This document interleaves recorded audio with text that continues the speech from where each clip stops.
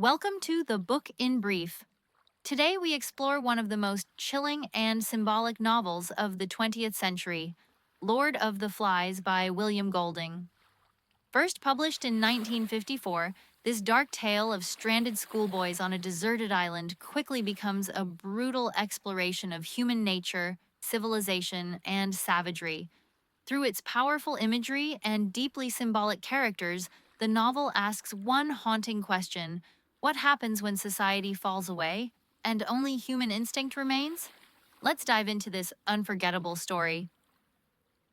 A group of British boys survive a plane crash and find themselves stranded on an uninhabited tropical island.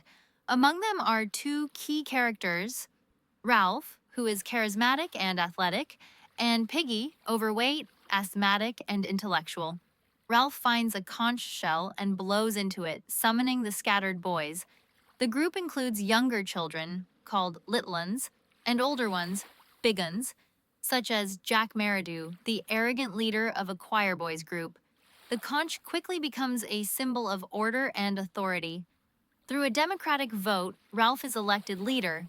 Jack is given control of the hunters. Piggy becomes Ralph's advisor, though the boys mock him for his appearance and asthma. Already, two factions begin to form. Ralph represents order and cooperation. Jack represents power and control. Ralph starts to develop a sense of responsibility beyond mere survival. He speaks of building shelters, organizing assemblies, and keeping a smoke signal going. Piggy becomes his closest supporter. Although the boys never respect Piggy, they consistently rely on his intellect. At their first meeting, Ralph insists they must maintain a signal fire on the mountain to increase chances of rescue. The boys gather wood, and Piggy's glasses are used to start the fire. But the fire quickly gets out of control. Trees and brush burn wildly. After the chaos, the boys realize that one of the Little Uns, a boy who mentioned seeing a beastie, is missing, presumably dead in the fire. This is the first sign that the island may not be the paradise it seemed. The consequences of carelessness and lack of structure begin to appear. Piggy is the only one who clearly understands the gravity of what happened. His anger and horror are ignored, but it's a key moment of early tragedy. Ralph becomes frustrated, few boys help him, and Simon builds shelters, while others, especially Jack, are obsessed with hunting pigs. Ralph wants stability, Jack wants dominance over nature. Simon, a quiet and spiritual boy, begins to stand out. He prefers solitude, wandering into the jungle alone. He helps the Littlans and represents innate human goodness, in contrast to the growing savagery. Conflict brews between Ralph and Jack. The boys' priorities are splitting. Civilization versus primal instinct.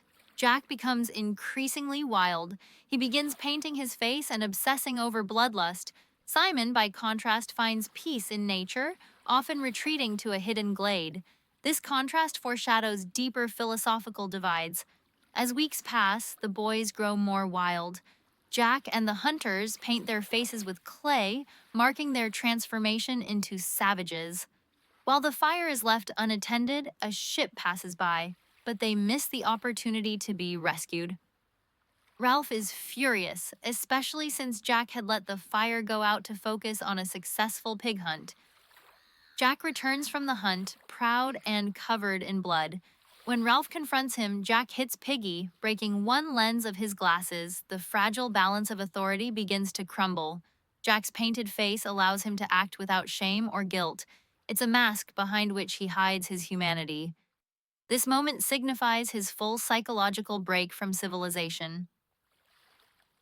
Ralph calls an assembly. He tries to reinforce rules, using the conch to speak, maintaining the fire, building shelters, but the group is restless. The idea of a beast is now widespread. One Litland says it comes from the sea. The boys argue, becoming more frightened and irrational. Simon suggests the beast might be something within them, a symbolic moment that goes unnoticed. Jack mocks Ralph's leadership and storms off. Tension escalates between democracy and dictatorship. The fear of the beast becomes a tool. Jack leverages it to challenge Ralph's logic. Simon's insights are lost on boys who no longer value truth, only comfort and strength. That night, an air battle occurs above the island. A dead parachutist lands on the mountain. The boys mistake his corpse for the beast. Sam and Eric, see the parachute and flee in terror, reporting that they saw a monstrous creature. Ralph, Jack, and a group climb the mountain to investigate. They see the shape in the dark and are terrified. Their belief in the beast solidifies. Jack uses this fear to undermine Ralph, promising protection through strength. This scene reinforces the novel's theme of misunderstanding and projection. The real monster is lifeless, but their imagination gives it power. Hunting intensifies. The boys, now almost entirely wild, wound a pig and reenact the attack with Robert as the stand-in prey.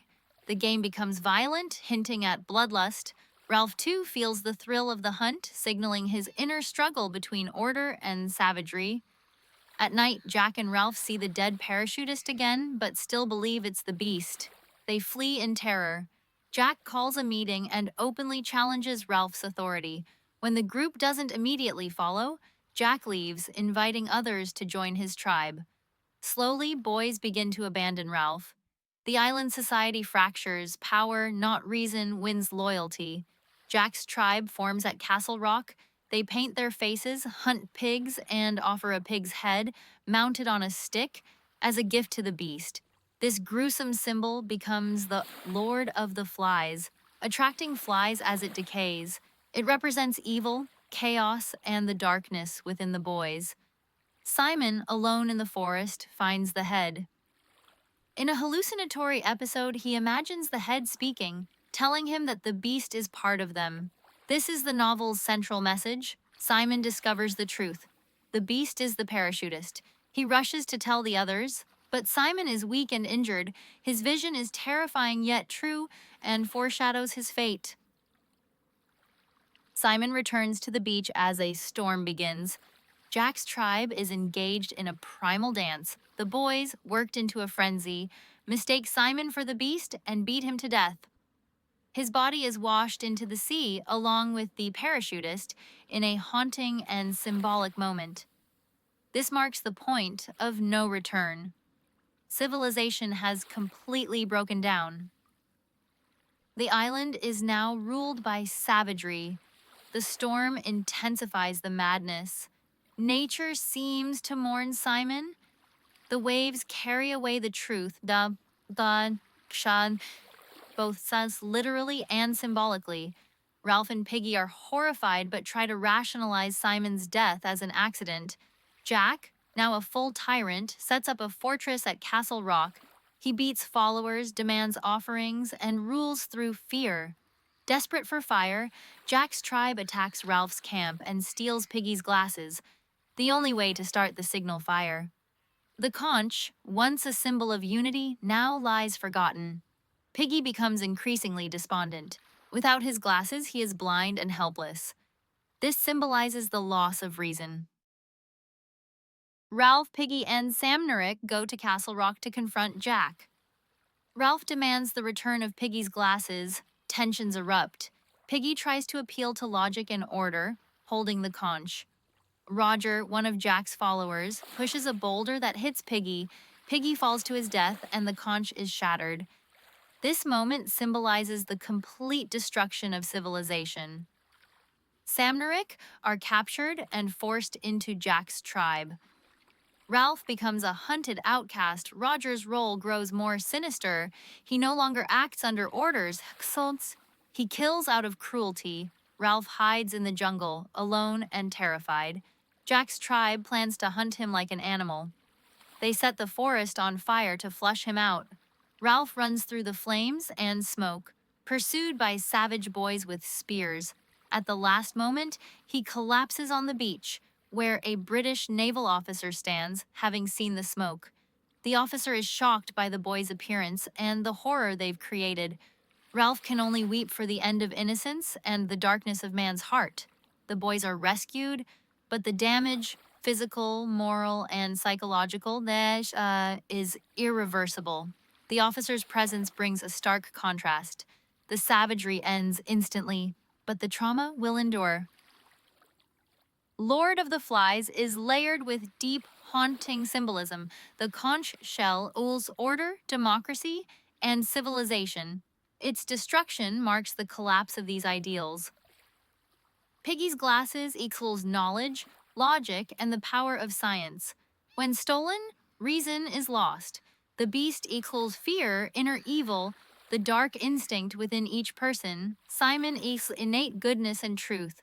A Christ-like figure, Jack equals authoritarianism, savagery, the lure of power. Ralph equals leadership, morality, the struggle to maintain order. The Lord of the Flies, Pig's Head, see evil incarnate, chaos, the devil within. Golding's novel is a brutal critique of the thin veneer of civilization. Left without rules or consequences, the boys regress to tribal savagery, revealing humanity's fragile moral core. It also explores how fear can control people, how symbols hold or lose power, and how innocence is not guaranteed by youth. The boys are not evil at first, but are shaped by fear, chaos, and groupthink. Lord of the Flies is not just a survival story, it's a psychological and philosophical exploration of what it means to be human. Through the descent of schoolboys into chaos, Golding shows that evil doesn't come from outside, it emerges from within. The island becomes a microcosm for the world, where innocence is an illusion and darkness is always near the surface. Golding suggests that without moral structure, even children will become killers, and even when order returns, what has been lost cannot be regained. Thank you for watching the book in brief. Like, comment, and subscribe for more deep and vivid summaries that bring literature to life.